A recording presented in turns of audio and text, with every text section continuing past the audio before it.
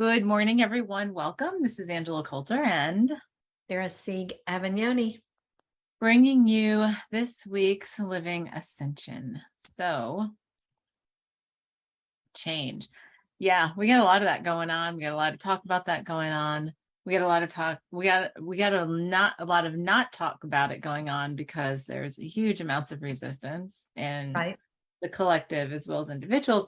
But what we really wanted to hit on because we've talked about that too in the past. We've talked about resistance to change and all that kind of stuff. But like there's resistance to change, and then there's the hidden resistance to change, right? Right. Or good morning, Yasmin. So it's like, okay, I'll take this. And we've talked about this, like I'll do this and this and this, but not this. This is my precious, right? Right. Right. And what we really wanted to talk about is what happens when we, it's a habit of us. The ego strives for comfort, right? For familiarity. The ego wants safe, right? What it perceives as safe, right? Right. What we have allowed to believe is safe. Right. And once it hits something in that area, like in that general area, it says, okay, that's enough now. Now we've hit our goal. Now let's stop, and we'll protect ourselves in a bubble. Right. And I will protect this level of where I am. Yes. Almost to the point of irrationality in some cases I've run into. And huge denial. Oh. Yeah.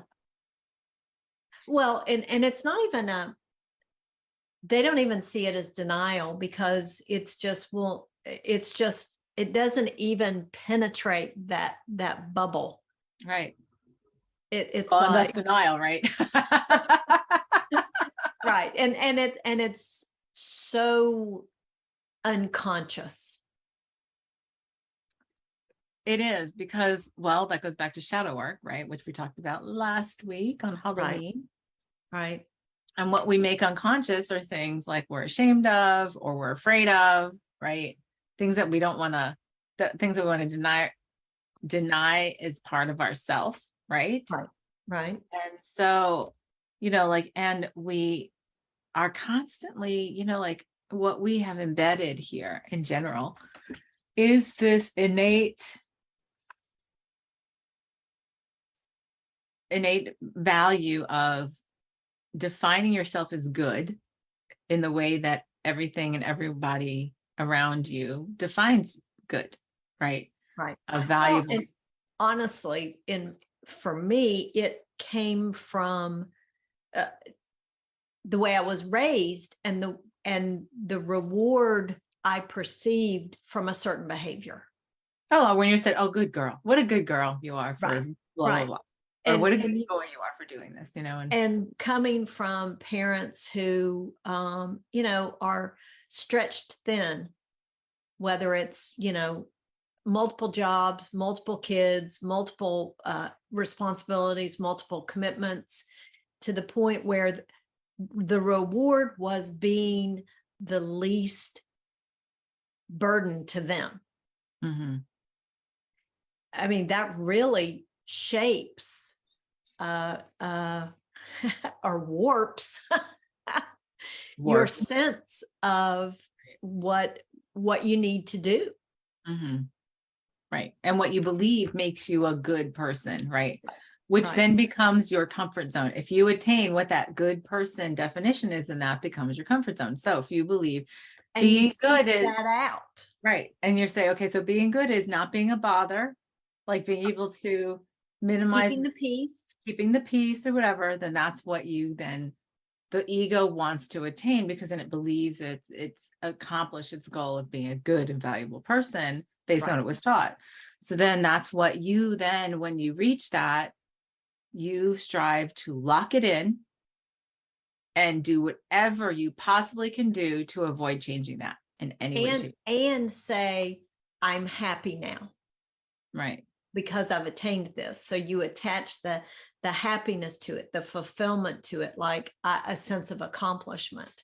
Mm-hmm. Whether it actually produced that it's a mental activity saying, I have attained this, so therefore I should be happy. Right. Therefore I am successful. Right. And I can tell you over the past, almost 12 years, how many people have been in session with me because they have attained that happy picture and they were not happy. Right. Or they constantly are attracting people in their lives that disrupt that or don't fit the mold, but yet they want them to change because they want them to be in their lives. And it's a constant, but can't you just do this? Can't you just behave this way? Well, and can't you just expect this of me to be that good person that I've defined for myself based on these other factors, right? Right. So it's like this whole like big circle, and it's sort of mind bending, right? When you think about all of the energy we put into fabricating the stage of our reality based on what the ego says is good or comfortable, right? And this is, and trying to lock that in and force everything around it. And so what happens is, especially, I feel like, especially now, right, over the last 20 years or so. Oh, excuse me, there's a big yawn already. And when it's like, okay, the consciousness, the expanded self, right, is going, nope. Right. Do you have fun with that? Okay, we had fun with that. We played in it. Now it's time to move on. And then the ego goes, no. This is I attain this. This. And the more effort and energy we put behind controlling it and staying in that place, the more change is demanded of us. Right. So, because that's the one thing, when we were talking about this topic, is that the only constant in the universe is change. Right. And the more we rail against that, the more energy it takes, the more unhappiness we come up with, the more physical discomfort, the more right, we create anxiety. We create physical ailments, depression, especially chronic ailments like migraines and all kinds of physical complaints, autoimmune disease. All that stuff comes from a long-term denial, right, of moving forward from something that doesn't serve you anymore. Right. And it, but the ego is more comfortable with it. It's like there's many cases of people who've been abused or in abusive relationships, right? And they say they're leaving and then they don't. They say they're leaving and they don't. They say they're leaving, they go back. It's because that's all they know, right? And what they know is safer, even in danger of being abused, than what they don't know, because that's...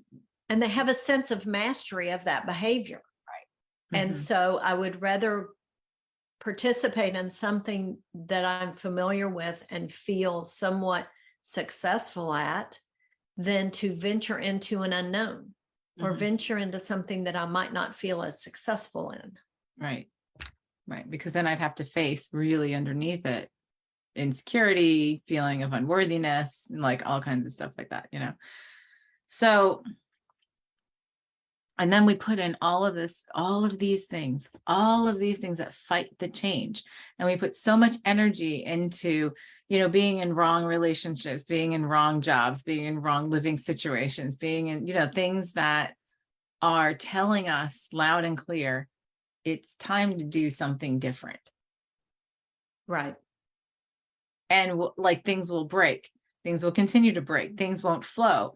And then we're going, oh, well, like, why am I going through this bad spell? Why am I going through this bad luck? Well, really, no, it's because you're not seeing something that's trying to change, that your expanded consciousness is changing, and you're denying every single time. Right. Well, and you hear the question posed, why do bad things happen to good people? No bad things happen. Right, and exactly. There's no good people and there's no bad things. It's all just is, right? Right. Just like I saw a phrase and it really struck me is there's no such thing as suffering. It's all your perception. It's all your judgment of a certain situation. Judgment. Right. Oh, excuse me. There's the other one. So I'm really not tired this morning either, but the interest, yeah, like, so I've talked about like many times about the oh my gosh, sociological studies that they've done, like in what we call third world countries, right? And like we in what we call first world countries. I don't know that I would call it that anymore, but anyway. Yeah, exactly. But just for the example, we look at industrialized societies, right? Post-industrial, whatever. So like we look at third world societies and we're like, oh, we pity them. Oh, they have nothing and da, da, da. But in these sociological studies that they've done, they've shown that the people that live in those kind of societies actually are happier with their life than people in our kind of society. They don't have as many sources of dissatisfaction. Right. And yet we spend so much time and energy like pitying them, because why? We have to tell everybody, well, look at how good we have it. We have it so good. Right. Because inside you don't believe you believe you do, because you're denying something, right? To create that good picture, that comfortable picture that the ego believes is what makes you attain, successful. Right. So this is important too, because we're going through this period where guidance is very specific to many who have been doing the same thing for a long period of time. And like, even in the spiritual domain and the consciousness domain of like, oh, I've been doing this for decades and da, da, da, da. And guidance then says, well, it's time to do this now. Right. And you start getting pinged, right? Start seeing, and how do you get pinged? Oh, well, you should take our Wonderland course on guidance, because that'll tell you how you know you're being pinged, because everything's a message, right? So got to get those plugs every week. Right. But if you're getting stuff that's coming up in consistency, right? So let's just do a little sideline here on guidance, right? If we're doing something and we're getting the same message a couple of times, right? It's something to heed a message to, even if it seems totally out of the ballpark, something that's totally different. Like if you start seeing a name or a place or a situation come up over and over, and it's like, okay, what is that telling me? And you're ignoring it because you're going, oh, no, I have my safe little comfortable zone right here. And I was guided to do this, so this is what I'm doing. I was guided to do this 20 years ago, and so I still have to do this today. Right. So nope. And literally it has to get bigger and bigger. And then you have to get debilitated. Like sometimes it happens. You have to get I remember meeting a woman early on when I was doing this, and at a little workshop I was at out in New Mexico. And she had been a math teacher. And she said, it was funny. She goes, I was the most left brain. I have been the most left brain person that you could possibly be in my lifetime. She's like, I was a math teacher. Everything was very logical and, structured and blah, blah, blah. She goes, and I started getting all kinds of understandings. And I was like, nope, because I'm a math teacher. I am logical. And this is not logical. So it does not fit in my comfort zone. Right.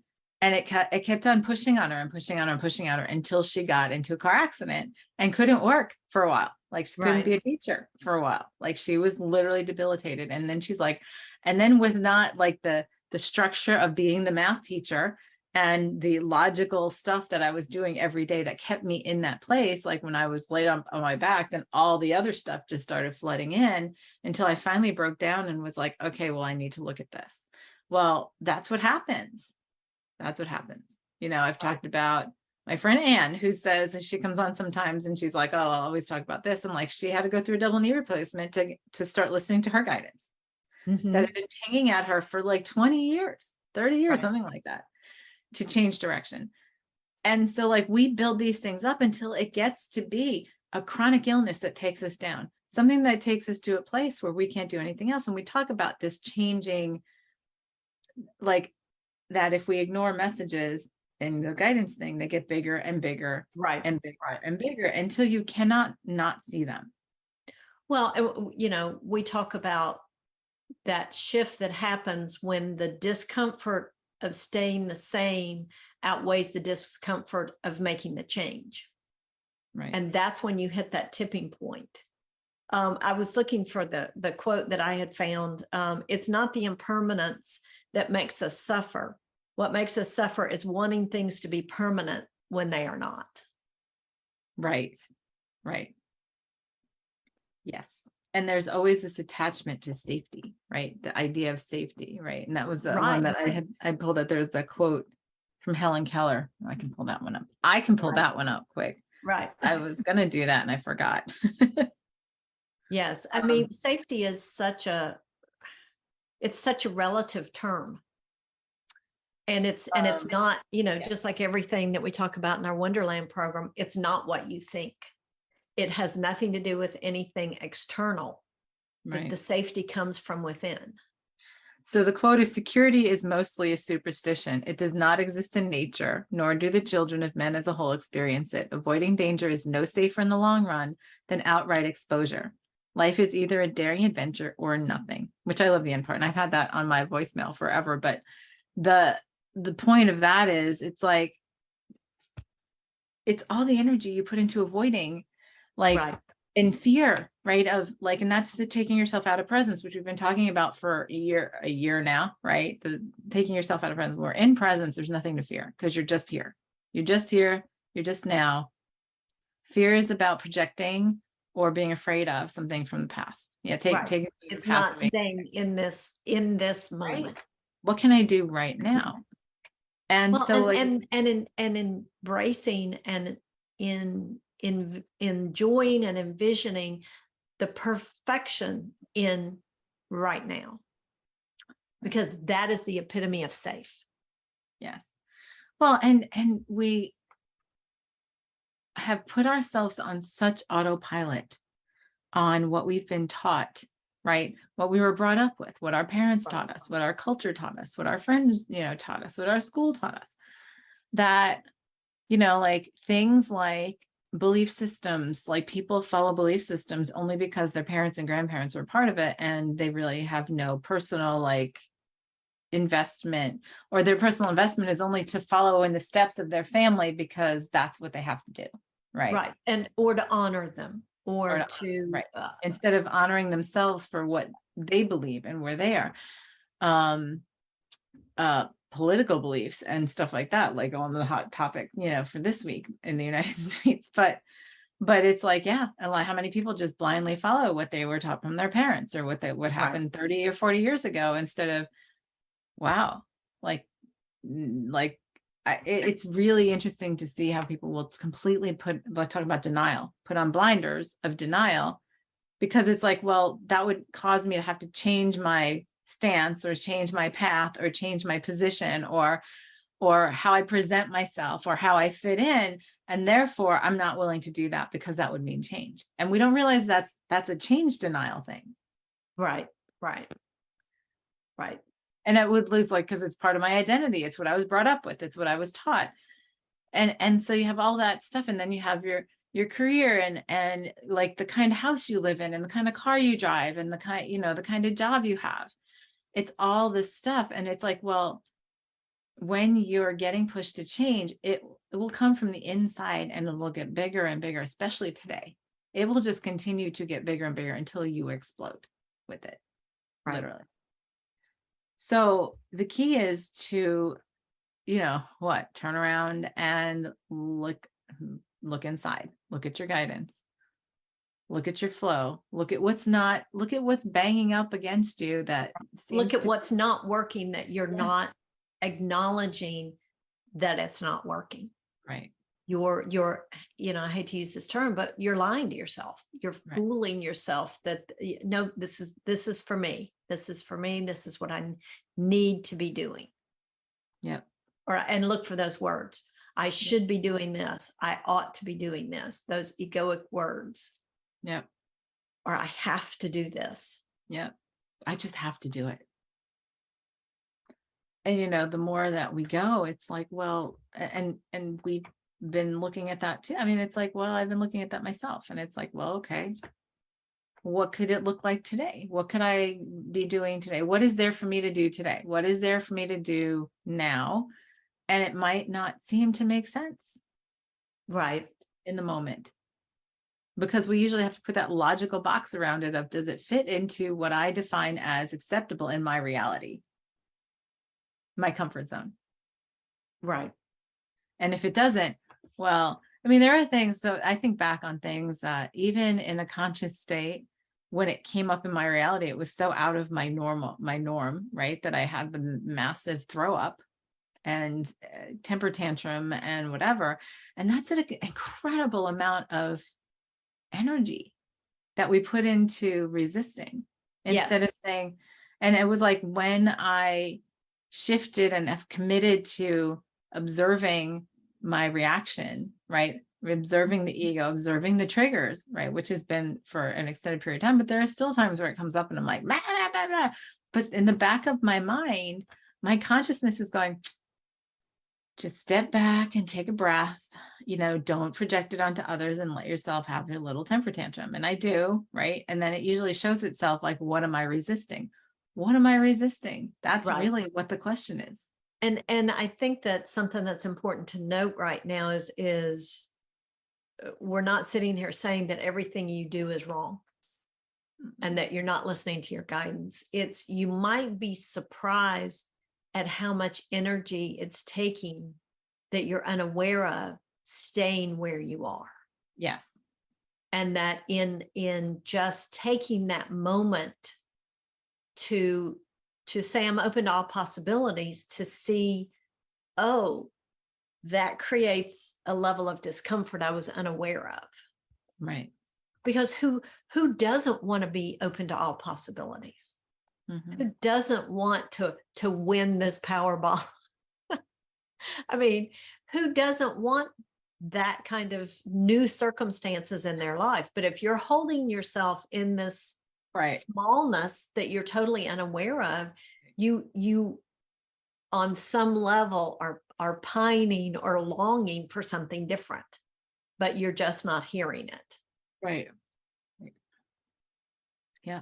Well, or we judge it. We judge the change so much, right? Like, oh, I would never do that. Or I would never, like I was talking to my mother the other day and she's like, oh, nobody should have that kind of money. And I was like, oh, well, I'll take it. I'll take that responsibility. I will take it. No problem. And I've heard multiple people say it. Nobody should have. I'm like, yeah, okay, well then, you know what? Then you don't need to get it. Yeah, don't buy a ticket and increase the chances that I'll win. Funny enough, she bought a ticket though. So she was willing to take that risk. Right. I was like, well, I've got tickets. And I said, so therefore I believe I totally would take that. Right. Exactly. But, but the thing is, we do that. Okay. So like, when people talk about how do you win the lottery? Well, it's how do you create, right? And your ultimate ability is allowing the openness of discomfort from the ego to say, I don't know how to do this. Like, how do I do this in my entire life? Did you grow up a billionaire? Most people know, right? Right. And so it's like, well, then a part of you in the back of your mind says, I don't know. That would be too scary. People would just take advantage. Like, how many beliefs are back there going, people would take advantage of me. It would be too scary and I would be isolated. Like, there are so many beliefs that go along with having a lot of money, right? Because of how we judge. And so we then unconsciously, what a great example, though, unconsciously then push it away. Yes.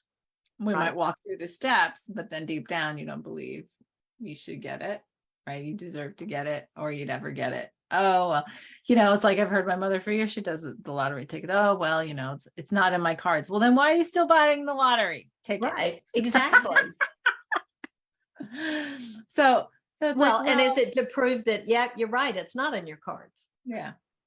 That's okay. It's more money for whoever wins, right? Which could be me, because I'm totally open to that. Yes. So, but that's a really, prominent example, right? But then there are things like, like that we get that are far more subtle, right? And so that's very easy to see, right? But the things that Right. we hide from ourselves, far more subtle, right? Right. Things like, I don't deserve to have it easy. I don't deserve for life. I'm not worth life being easy. I have to work for things, right? No, Right. no And pain, if no it were gain. easy, everybody would do it. Yes. Mm-hmm.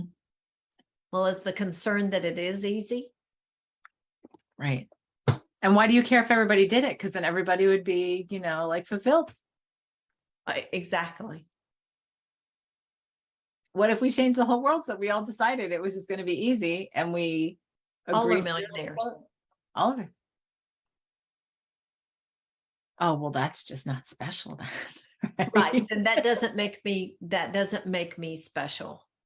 Right. And in turn means I might not be lovable, because if everybody's in the same category I am, then my worthiness really needs to shine. And I can't have that.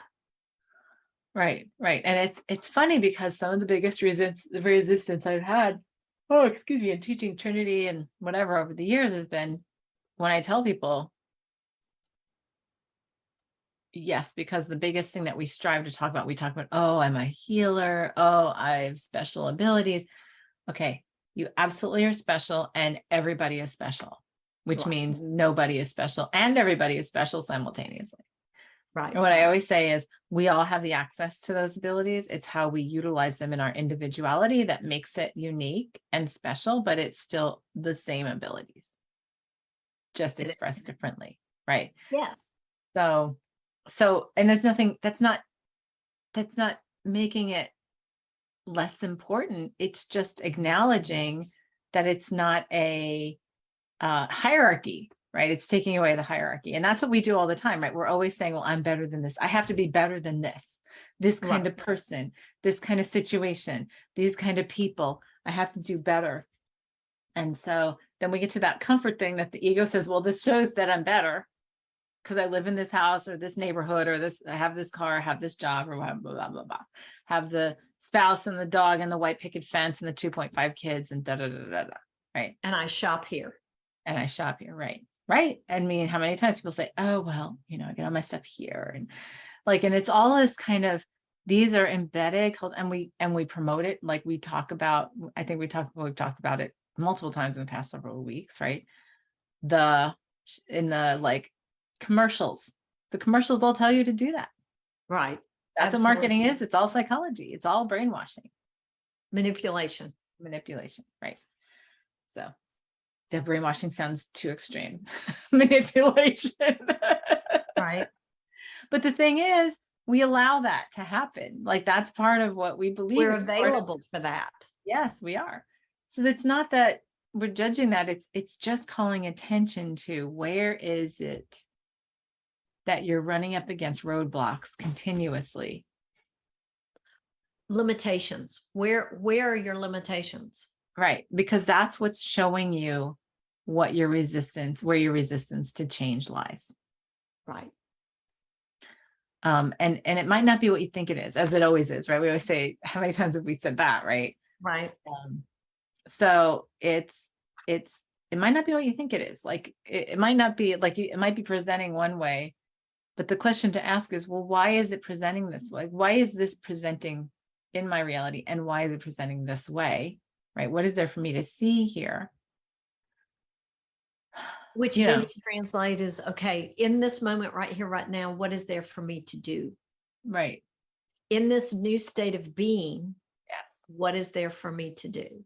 Right. Right. Or even just to consider, what is there for me to consider? What is there for me to doing? Yeah.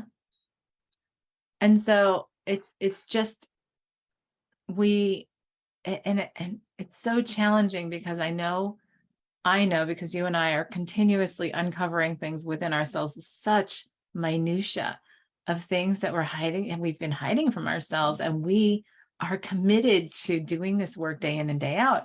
So we know that it's there for everybody.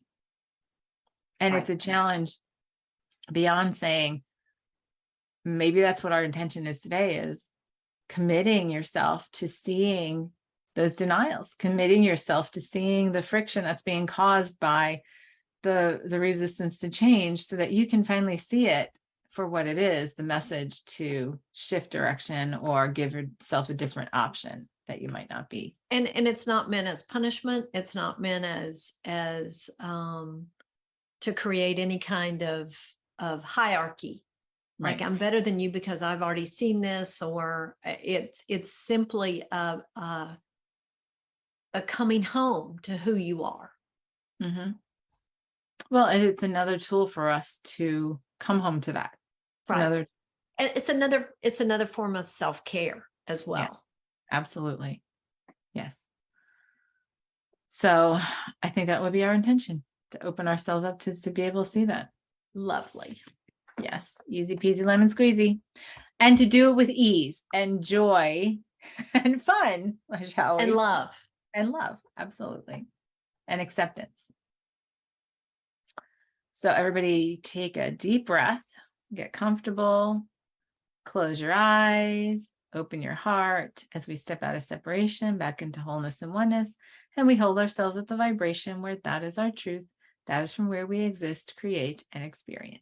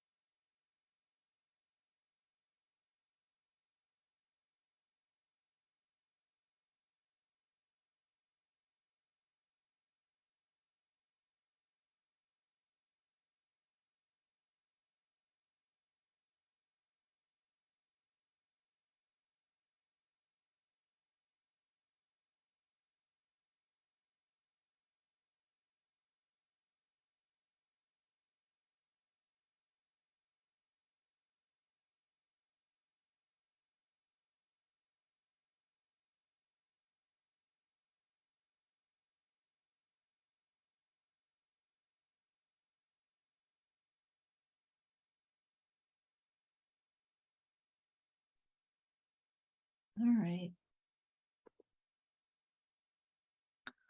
That was a little more antsy than I thought it was going to be for me. That was really nice. It was well, I kept on seeing different things, and it was like individually, and then it was collectively, and it was like, oh, it's like turning your perspective, like just this much, this much, this is just this much. And I was like, almost, I don't want to say overwhelming, but there was just such a tremendous amount of things that we are blind to because of that comfort. Oh, and absolutely. it was like, oh, let's just pull this peg out, and it was like everything started just falling away, and it was like, oh, well, that's easier. And then for a moment there's a fear that sets in of, oh my, that's too much, right? And then it was like, no, that's just a belief, and then then I just sort of flowed with it. So that was nice. That was very different. That was very different for me. That was so expansive for me. Such a inflow of nourishment, and just the stepping away from that self-judgment of, whether it's the judgment that I'm a good person because of this, or the judgment that I'm a bad person because of this. It's just both sides of that coin. Right. And the relief from that, and the, let's say it felt like rain on the parched riverbed, just soaking it up, and very soothing. That was very, and just, every little raindrop was an aha moment that just kept, begging for more. I kept begging for more. Right. Nice. That was very nice. We'd love to hear what you all saw, felt, heard. Please comment, experienced. Yes, and share. Oh my goodness. I need to go back in meditation today. Right. Yeah. I'd like to go back to where I was. Yes, please share your experience, and then share this with others, forward on to others, and repost, follow us, because, we're out here to help. Right. As much as the collective and as individuals as possible. So, and if you have interest in any of our courses that we talk about, we have an entire series called the Wonderland series, and it's on Wonderland, O-N-E, Derland. So it's not W-I-O-N. So Wonderland .site. And you can take any of the courses. They're available 24/7 online. So it'd be great to see you out there. And I think that's it for this week. Yeah. We'll see everybody next week. See everyone next week. So thank you for joining us. We will see you next time. This is Angela Coulter and Sarah Sieg Avagnoni signing off with this week's Living Ascension. Have a great one, everyone.